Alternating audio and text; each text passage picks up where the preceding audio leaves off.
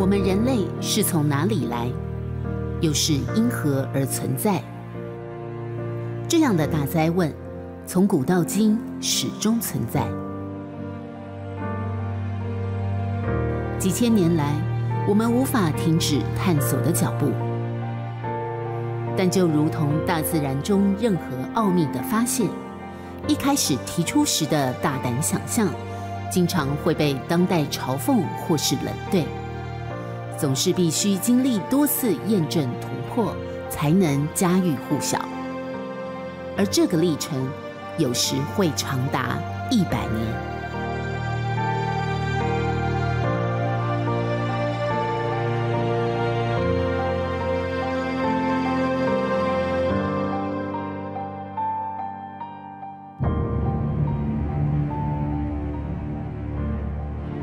这是地球上最大的岛屿——格陵兰，216万平方公里的面积，绝大部分处于北极圈之内，占据国境高达80%的冰原，冬天的低温是摄氏零下60度，没有人类能够在这里存活。但它将带领人类文明攀向高峰，探索苍穹。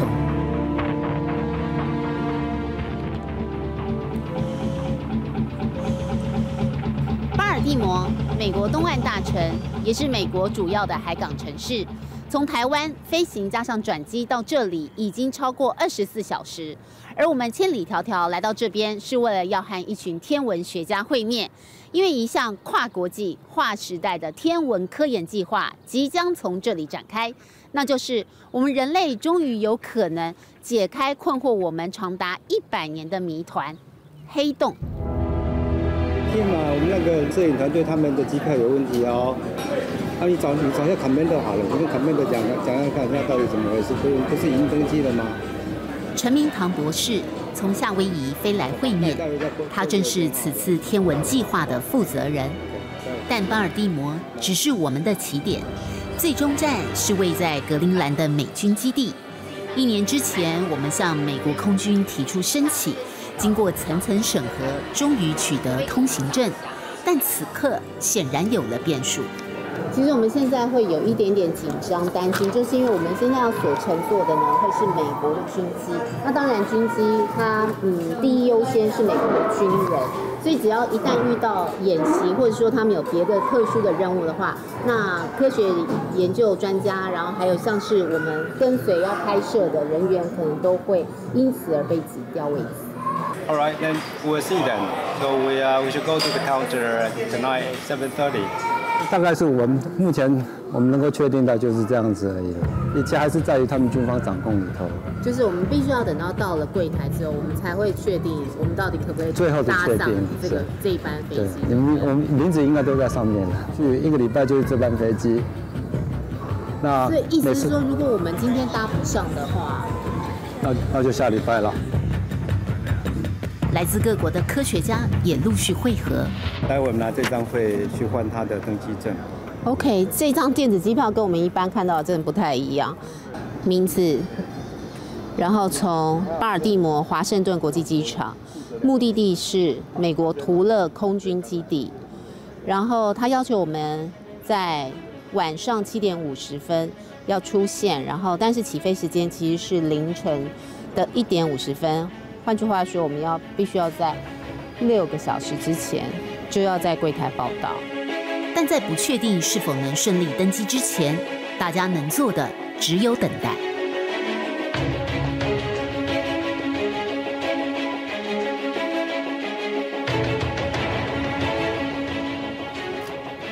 过了午夜，机场空荡无人，也终于确认了机位。我们即将启程前往格陵兰北方的美国图勒空军基地。好的，我们现在已经成功的搭上了美国军用的飞机。那么可以看到这一台军用飞机呢，外形可能跟一般的民航机差不多，但是呢，它只有8排的座位。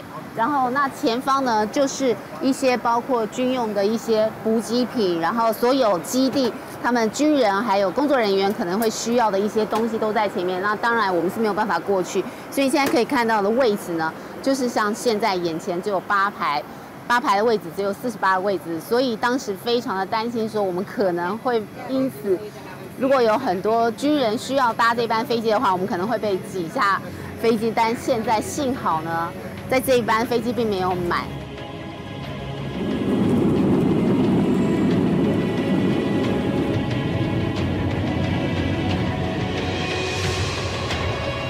从黑夜到白昼，6小时的飞行，机舱外出现了广大的白色冰原。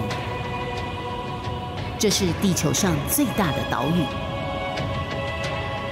而我们要记录的主角就伫立在飞机跑道旁。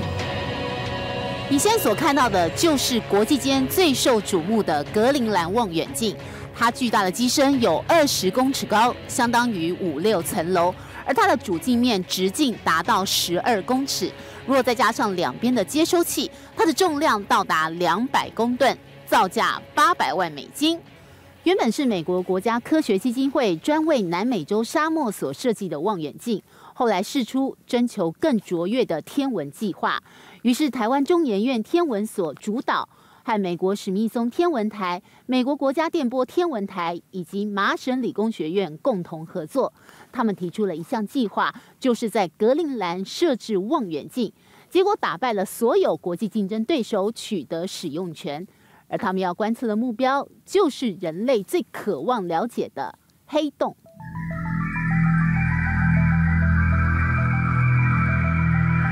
第一次我们可以观测这样这个 experiment 可以 actually measure， 可以真正是可以看得到这个 size scale。以前是没有办法看得到，为什么没有这个 resolution？ 所以这个是第一次。贺曾璞院士，国际顶尖知名的天文学家，这个划时代的浩大创举正出自于他。1915年，物理学家爱因斯坦发表了革命性的广义相对论，认为宇宙星系中存在着超大质量的引力怪兽黑洞，能吞噬所有物质，连光都难逃魔掌。但这一切都是推论。100年后的今天，大胆提出观测黑洞，就是要验证爱因斯坦的学说。这也震撼了国际天文物理界，因为要观测的目标是5000万光年之外的室女座 M87 星系中心的超大质量黑洞，距离我们极其遥远，等于是站在地球上要看到月球上的一颗棒球。依照现行的望远镜技术和解析度，根本就是不可能的任务。以前没有办法的原因是，位置没有这么大的望远镜，所以这次的望远镜是全球这么大。去 Greenland 呢是位置天气很好，位置它们的温度很低，每一年它最低的温度是-60 degrees， 所以天气很冷的时候，所有的水 dry out， 所以很干。干的时候呢，我们可以用很短的电波的 wavelength 去做这个 experiment。我们希望去看这个 supermassive black hole 黑洞的 shadow 在 M87 galaxy。贺曾璞院士想到，如果在地球的极北之处摆上一个望远镜，和现有的智利望远镜与夏威夷望远镜3点连线，利用一种特长基线干涉阵列的天文技术，就可以让千里之外的望远镜连成一体，构成一个直径长达9000公里、如同地球一样大的虚拟望远镜。这么大的望远镜，为了很高的 resolution， 我们可以看得到这个黑洞的 shadow。美国空军基地里头，两边的这些建筑物就是那个厂房，还有他们工作地点，有些是仓库，有些是停机棚。在前面一点，右边你就能看到格陵兰望远镜。人类史上第一次解密黑洞，验证爱因斯坦广义相对论的世纪大计划，却遇上第一个大难题。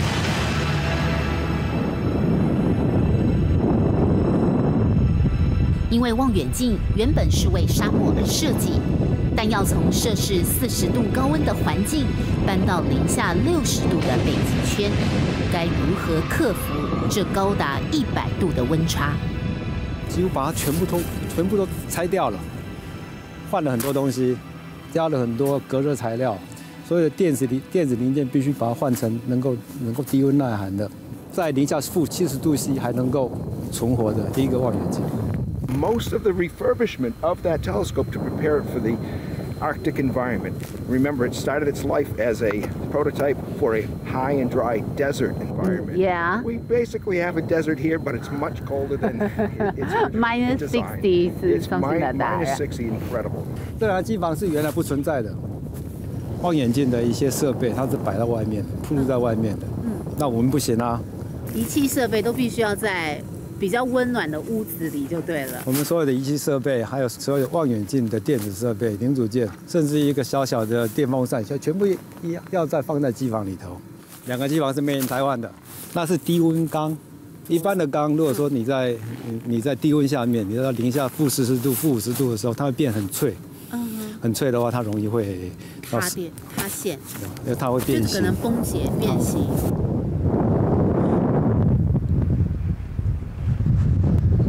你要想象，我们昨天经过的那个风力没有？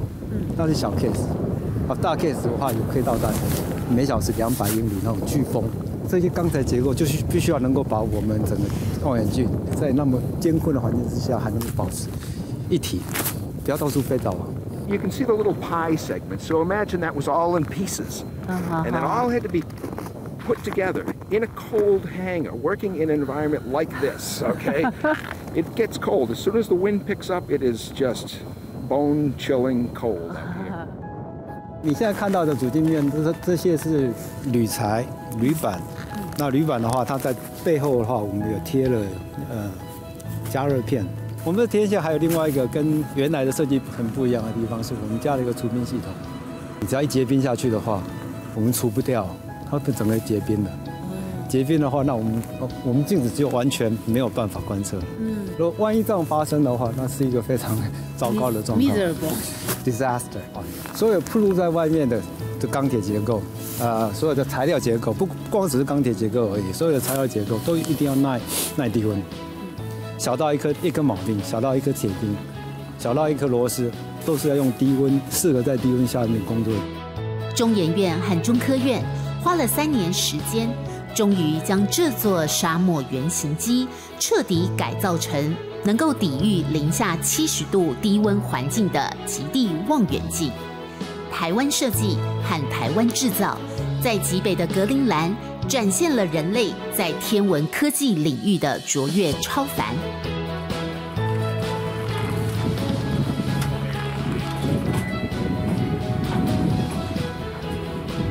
How do you feel? Oh, it was awesome. Hello. Hi. That's really cool.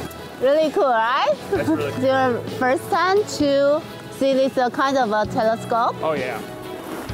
在空军基地，平常看惯战斗武器的美国大兵，也惊叹于这个耸立在雪地上的伟大工程。Wow, that's pretty incredible. And then they shipped it across the whole ocean to get the U.S. and then across the entire U.S. to get it up here. Yes, it's so far. It's gone a long way. Yeah. There's not a whole lot out here, and they see this big telescope antenna thing showing up, and why? You know, that's the question people always have asked is like, why would you build it here? This is a terrible place. But You know, it's cool to see that you guys do black holes. It's cool to get up in there, you know, and see what you guys do in here. Really interesting stuff. 但接下来又面临第2项大挑战，就是该如何将这200公吨的庞然大物从美洲沙漠运送到北极圈。可以看到，这现在是整个冰冻的港口，主要的船运每年就一班。7月中的时候，它从 Virginia Norfolk 那个军港经过大概2个礼拜的时间，就到达我们的图里的港口。所以其实格陵兰望远镜计划从一开始争取，然后竞争，到最后取得，然后甚至连运送，这整个过程都一点都不容易耶，都非常的艰辛。因为它每年就只有这么一半。重型的物件一定要靠那条船进来才行，因为飞机再不进来，绝对不能够 delay。2016年夏天，搭乘着美国科学船在空军基地成功登陆，完成组装。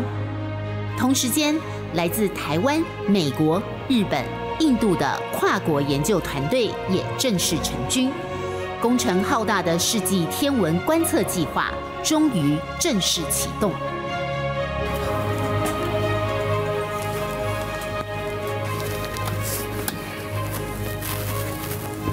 我们现在所在的位置就在望远镜的接收机室里头，这个位置就刚好在主镜面的下面。我们现在所看到这个东西，它是一个冷冻机，它能够把温度里面的温度降到绝对温度4度 K 的温度，就是摄氏零下268度。哦，为什么要降到绝对低温？因为我们所用的侦测器，它是超导体元件。那超导体元件，它一定要在那么低的温度下面，它才会变成超导体。系统是我们设计。因为我们现在看到的这些，就是整个望远镜里面最核心的部分。是。所以我们称它为是望远镜之眼。所有来自宇宙黑洞周边的所有星体的讯号，都会从外太空接收到这里吗？12米直径的碟子把讯号收起来，一直收起来，聚集到一个小小的一束讯号打到里头来。那最后这些讯号会到哪里？哦，讯号就会跑到另外一个地方去了。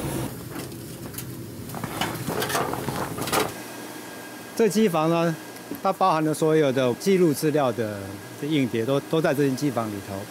那你现在可以听到很多的这些风扇声音，就是他们在记录的声音。哦，所以就等于说，我们天外的讯号经过天线接收之后，然后会把所有的 data 都传到这个机房里吗？没错。狭小的货柜屋就像是望远镜的大脑，而下载讯号的速度只能用神速来形容。我们资料截取的速度是用64 GB 的速度在截取的。每个电影如果说是1 GB 的，我们的速度就是每一秒透过这些仪器，每一秒它记录64部电影。我们会产生好几个这种仪器，好几个，是。好重哦。但天文观测经常是连续好几天，累积接收的宇宙讯号硬碟多到要用卡车来载。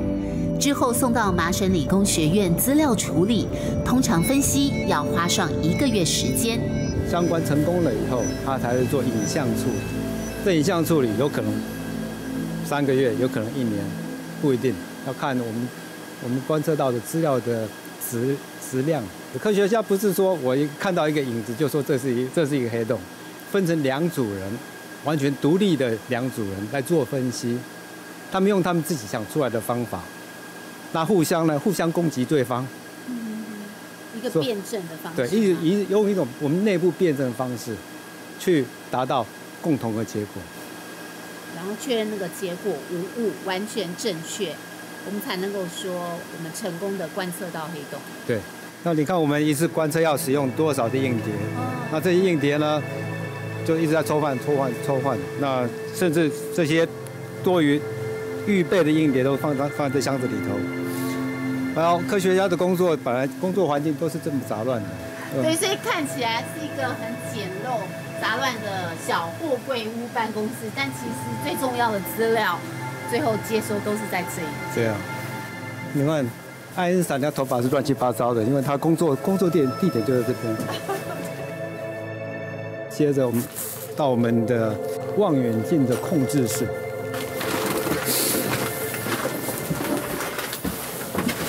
那这些是我的工作同仁，那他们现在正在准备我们待会的一个观测。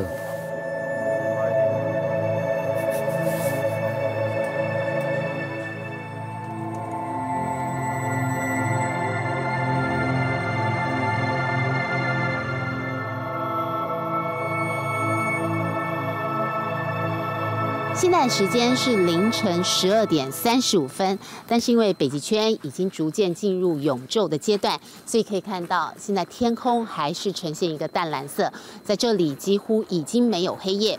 而天文学家的工作也是这样不分昼夜，所以在这一间小小的办公室里面，可以看到所有人都还在继续工作当中。事实上，从几个小时之前，他们就已经在这里进行一些准备还有设定的工作。因为今天晚间其实是有一项观测任务，今天是13号，从晚上11点开始，一直到半夜的2点22分，他们要观测的是一种类星体。科学家认为说，这个类星体也可能是一种黑洞，所以要找出答案。那么这几天呢，都是有观测任务，可以看到有的时候是到早上的6点14分。那有的时候从下午就开始，而真正的重头戏呢，将会落在4月17号，也就是在这一天晚上的7点37分，在这里格陵兰望远镜将会和智利还有夏威夷的望远镜一起合作连线，观测超大质量黑洞 M87，也就是在这一天晚上，我们即将要解开黑洞的神秘面纱。Today's observation is really helpful to understand the emission of the around the black hole.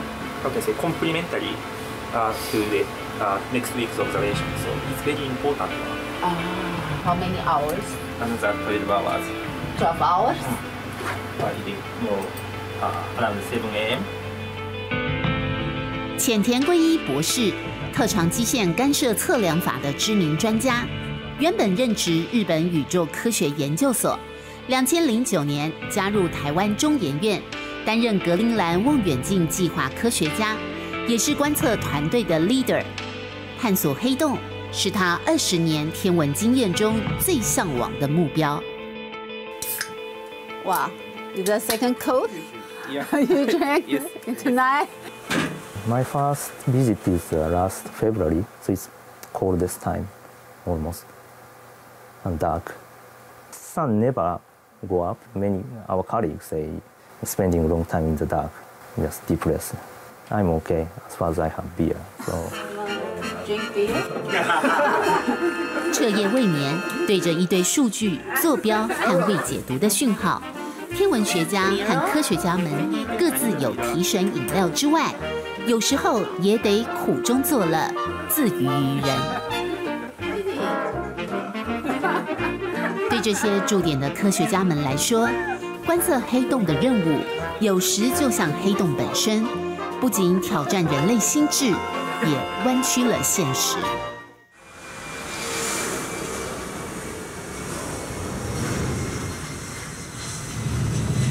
因为望远镜所处的美国图勒空军基地，冷战期间曾是和苏联对峙的核弹发射场。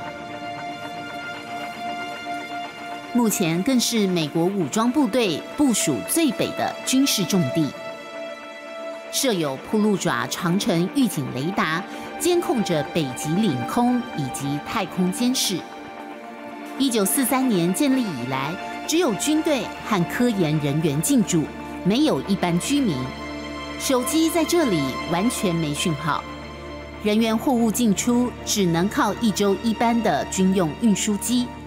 科学家们在基地冬天住的是宿舍，夏天要睡帐篷。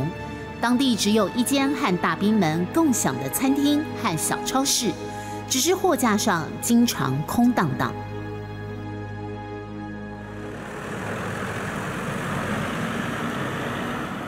天文学家一次驻点观测通常要待上1个月，有时甚至长达3个月。面对严峻的极地生活，难免空虚、寂寞，觉得冷。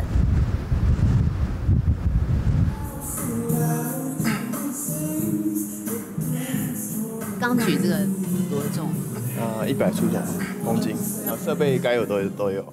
有空的话，就是有精神、有体力、有时间就会来。对，像今天就是刚好有空闲的时间就过来。年轻的工程师游成佑靠着健身忘却忧烦。Here, yesterday. Yeah. Go to this glacier. You see this Yes. glacier here? Yeah. That mountain. So people walked here. It's about 8 miles away. This glacier. Okay. Dundas. Last time. Oh, it's beautiful. 印度裔的尼木须博士一有空档就带着单眼相机去探险。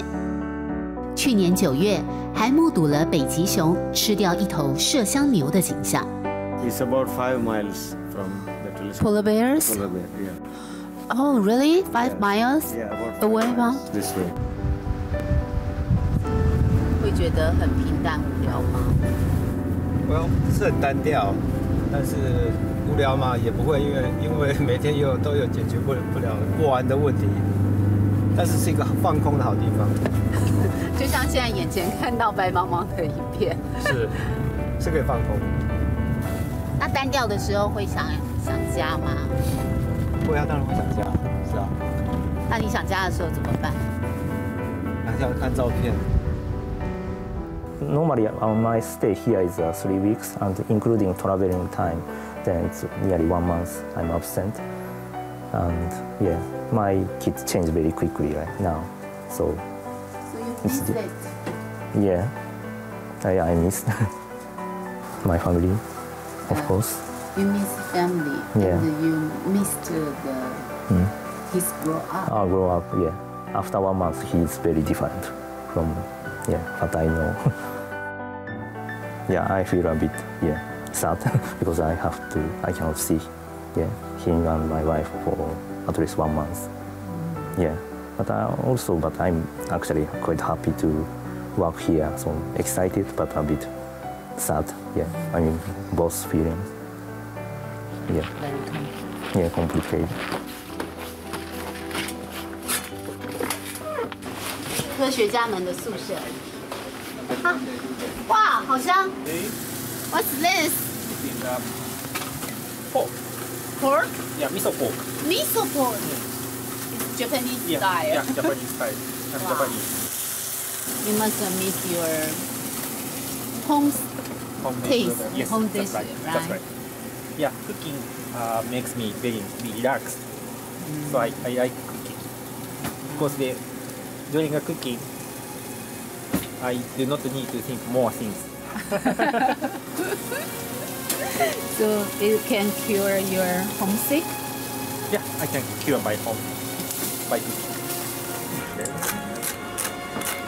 I have cooked some cabbage, which is Indian style. Ah, put some curry? Yes. Ooh, 咖喱白菜.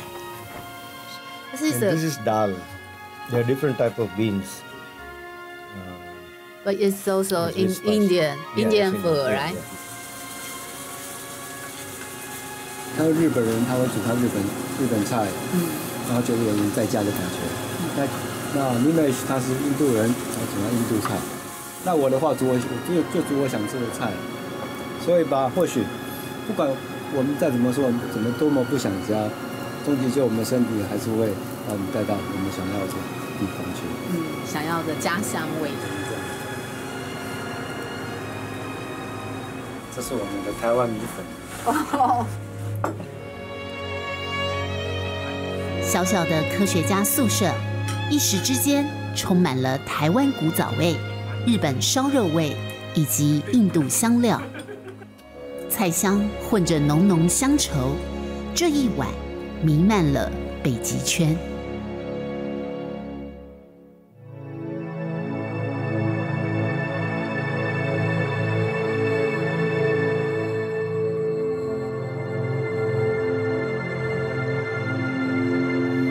所以这里就是你经常来放风的地方。是，大概新来的人，我们第一个一定会带到这里来。嗯。那我还是风景很漂亮啊，在这小石头，以前冰河割出来的平原。嗯。那你可以看到3、4个冰河从那边下来，夏天来的时候这边是很平缓的。所以看冰河变成你的一个在格陵兰的消遣吗？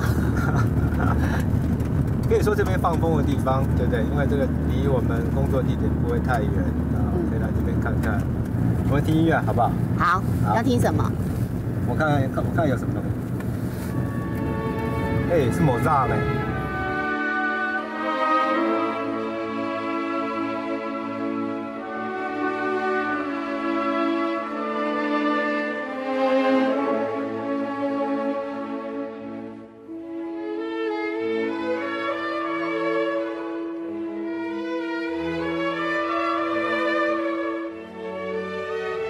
因斯坦曾说过，莫扎特的音乐是宇宙最和谐的声音，是他丰富想象力的泉源，总是引领他找到创新的方向。这群天文与物理学家也极力寻找着和谐与平衡，因为任何一项人类伟大的创新背后，总是充满着无数挑战。图勒空军基地还不是格陵兰望远镜最后定位的地方，因为在经过组装还有测试之后呢，将会由这一台你现在所看到眼前好像巨兽一般的卡车，再把格陵兰望远镜运送到1200公里远、3200公尺高的格陵兰最高峰上面就定位。Usually every February we come up to Thule and we prepare for 2 months, and we take our 4 tractors like this, and we pull heavy sleds across the ice cap about 1,200 kilometers to our research station, summit station. It's called the quad track, and that's because it has four tracks, and they are specially made wide tracks, so we stay on top of the snow as much as possible without sinking down into it. About 150 to 200,000 pounds.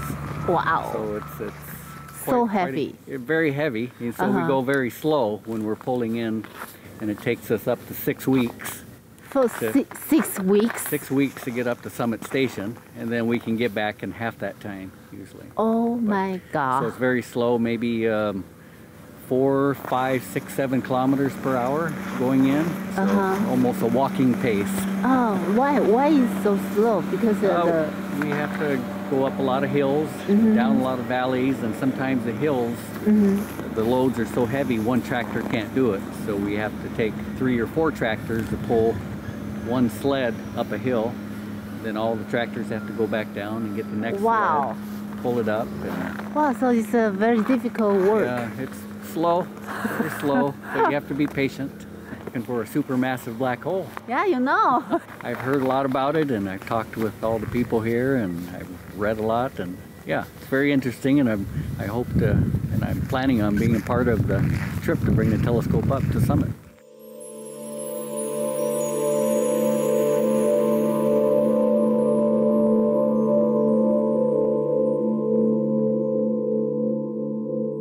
《格陵兰冰原》面积171万平方公里，占据了整个格陵兰大约80%的土地，是全世界第2大的冰原，仅次于南极。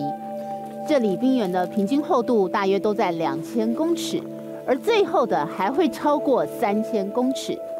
一般科学家们相信，全球暖化已经将这一片拥有11万年历史的冰原推向一个临界点，也就是说，在几百年之内，这一大片冰原可能会完全的溶解。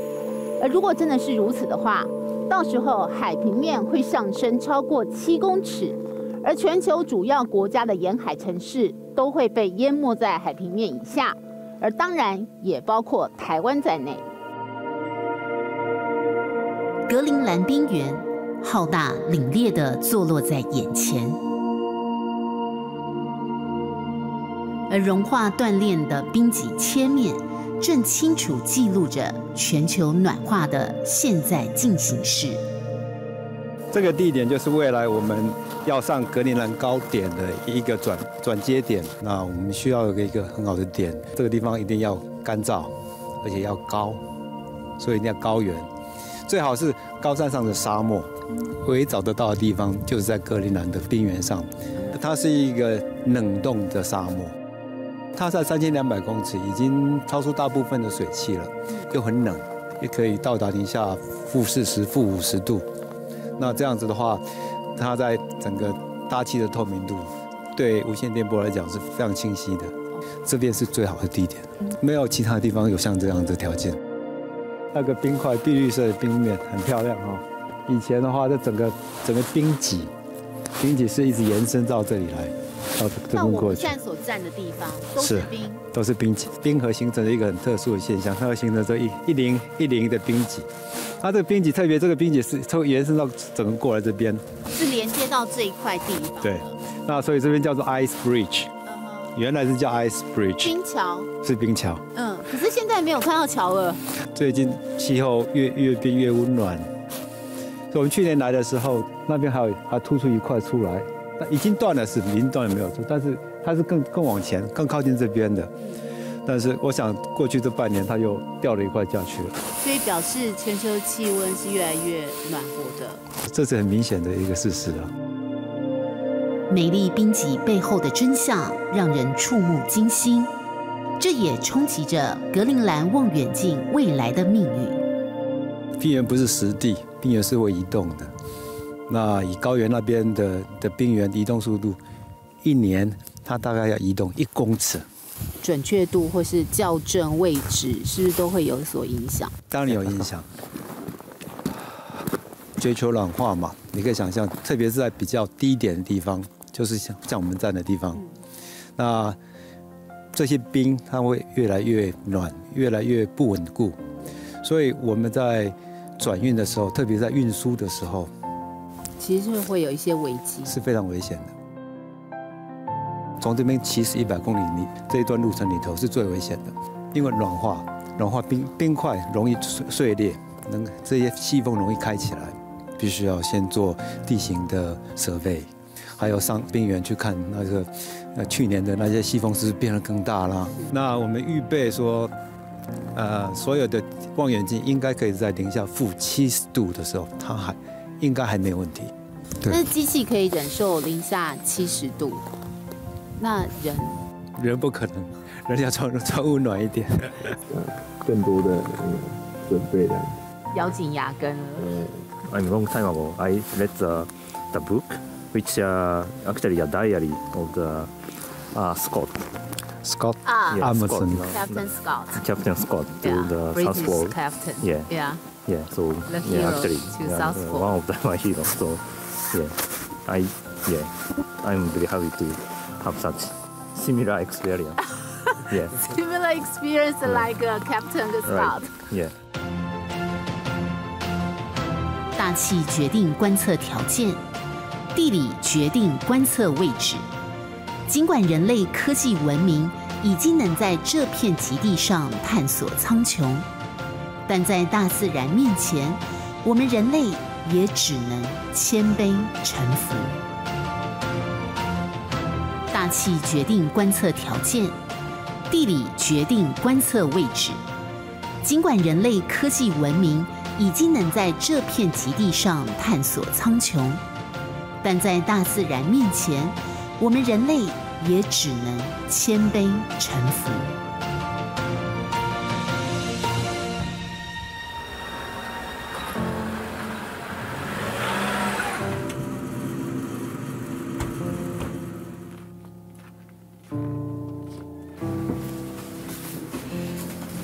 关键的一天终于到来。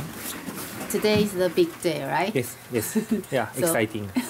Exciting. Yeah, finally we're going to observe M87 black hole. Yes, that's right. So, what will you do later? First, we need to confirm that our system is working as expected. So then there are so many things.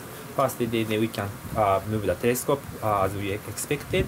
And after that, we will check our system, like frequency is correct, and the recorders can be take the data. Also, we check the condition of the sky by the observations. I'm very nervous. Yeah, because this system is very new, and sometimes we have problem. But no, as you know, this observation is actually we need to point to the target on time. Scheduled time, and if we fail, then observation fails. So, yeah, I'm really nervous. 虽然科学家们早就做了万全准备和千百次的演练，但还是有人力无法控制的因素，那就是天气。观测黑洞必须3点连线。但格陵兰、夏威夷和智利3个地点，只要有任何一方气候欠佳，观测就必须取消。原定4月17号起的接连3天，全因为天气关系而暂停，直到20号，观测黑洞的世纪连线才终于启动。The weather is good for observation. Tonight, weather here is very nice, so we will have the very nice observation tonight. So, are you nervous tonight? Maybe the manager have more nervous. 所以你紧张吗？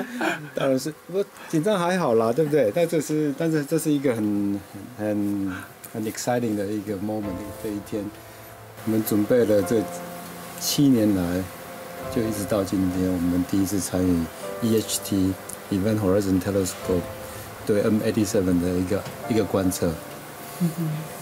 你看到说，我们7年来小孩子也长很大了，那已经可以加入全世界的一个全球连线做这个观测。我觉得我们的工作是非常有意义的。7年来的努力，从今天晚上开始，即将要验证结果了。是的。4月下旬，一个在地球上空的虚拟大望远镜启动了，对准着深沉暗黑的宇宙，寻求人类最渴望的解答。而庞大的观测资料需要分析处理，团队必须等上好几个月，甚至1年，才能知道他们付出的大量努力是否真能换得成功。但毫无疑问的，人类天文学已经走到革命性的黄金时代，而台湾这一次站在巨人的肩膀上，直接证明黑洞的存在，一直是这100年来物理学家和天文学家的终极目标。但是天文学和一般科学不同，其他的科学或许可以在实验室里面改变一个微小的参数，然后验证结果，找到答案。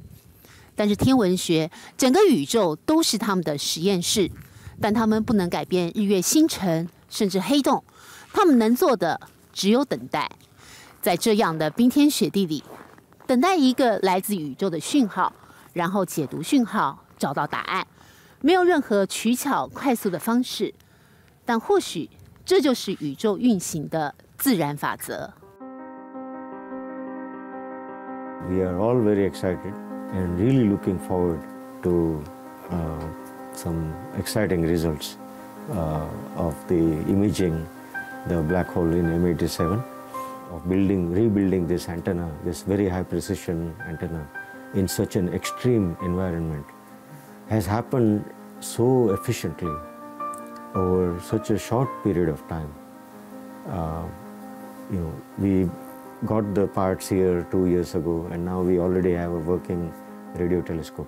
So this is a really big achievement for everyone working on the project. For human beings. Yeah, I mean for everyone really. So I think it's really exciting time. Sometimes it's very difficult at this moment to understand the meaning of this impact. But maybe 10, 20, 30 years later, the people can understand what it was meaning. And sometimes it was used to invent something important. For the fundamental physics, I believe that what we want to do is that understand the nature much, much deeply. I think that is our role as a scientist. Sometimes maybe discovery may not be useful something at this moment, but acquiring those kind of knowledge will improve eventually. We make an image of the shadow of the black hole, maybe give some impression to some people. That is a hope. The 黑洞 itself 很重要，为什么？什么东西是最 energetic？ 哪个 phenomena 最 energetic？ 这个是黑洞。要是我们可以控制这个 black hole， 就一个很小的一个 black hole， 我们只需要跌点东西进去 ，generate tremendous energy。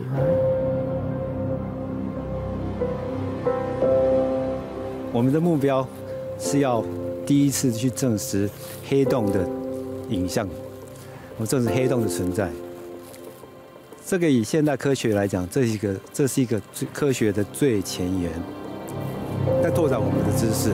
我们人类习性就是要探索未知，增长我们的知识，是要我们了解我们自己是从哪里来的。有这些知识，我们才能知道说我们会往哪边走。我们唯有知道我们的过往，还要知道我们可能的未来，我们才能够对当下做出正确的决定。